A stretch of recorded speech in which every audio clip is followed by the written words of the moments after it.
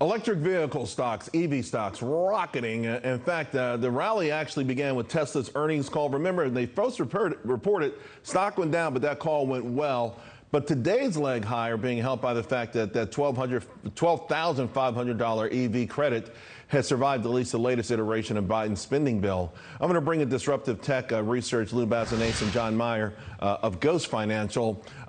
Before we get to the EV stocks, Lou, you know I got to go to you, Mr. Apple. What the heck's going on, my man? Is it time to panic on Apple? No, but we're up $10 since the last time I was on. I think it's probably more popular if I played the xylophone than was always the Apple bull here. Look, the company, what other company makes more money and has 30% revenue growth and still has customers lining up for another $6 billion worth of products, and people complain and the stock sells off? Sign me up for all of that business and more moving into the holiday quarter. This is a company that will go down as the most profitable business model ever in existence. You got to buy the dip every single time. We're up $10 since 2 weeks ago. When you were giving me a hard time, I say we're up another $10 in the next 2 weeks as people really settle into these results. I'm with you. It's in my long-term retirement plan, man. I've had it for years. I've lost track of when I actually bought it, but it is intriguing when it does have these rough days. It's not the roughest day, of course. Let's talk about what's having a great day and a great week. Lucid Motors up over 50%. Everyone knows the Tesla story. That's rocketed substantially higher. John, I want to bring you in here. Is it time for folks to get exposure to EV? And if so, where would they go? I think it's, to be honest, a little bit too late. Tesla, the leader in the space, is already proving the fact that the real prize at the end of the game here is self-driving technology. And that is what Tesla is chasing.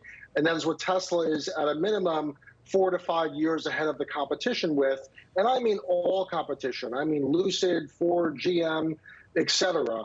And the reason this is so significant is if you're going to invest in an EV company, at least invest in an EV company that has the possibility of future scaling up of their business. And Tesla is one of those companies that will in the future not actually be valued as just an automotive tech company, but as a transportation as a service company, which is much more scalable than any traditional automotive business. Let's talk about Facebook because they're not maybe transitioning per se. Certainly they're rebranding themselves. They're Meta now. Of course, the Metaverse is this brave new world where untold wealth probably will be created. But where, Lou? Where do you get it?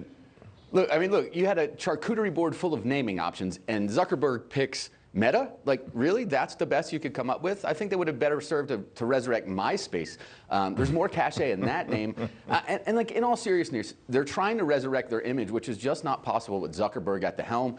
He's not going to leave because he has super voting power. The best they could do to change their image is to hire a pitchman like Priceline did with William Shatner. Go out and get someone like a Brendan Fraser that's goofy and lovable to be the front of that organization and pitch this company, because they're pitching a dream. The metaverse is not going to be here within a decade. It's really not. And Facebook's business is 98% advertising. It's not hardware, just like Amazon's not hardware.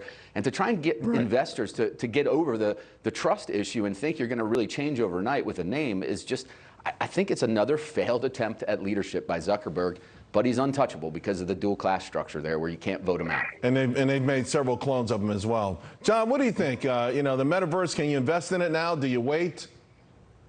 I will tell you, Facebook is making the bet of a century here, the corporate bet of a century, to invest a minimum of $10 billion into the metaverse. The only problem is, as my counterpart here mentioned, Facebook/Meta is driven by ad revenue. And I think in the end, if there's a company that's going to win in the metaverse space, it's going to be Apple, which is going privacy first and is not going to be tracking every little square millimeter of where your eyeballs are looking in VR goggles or AR glasses. Yeah.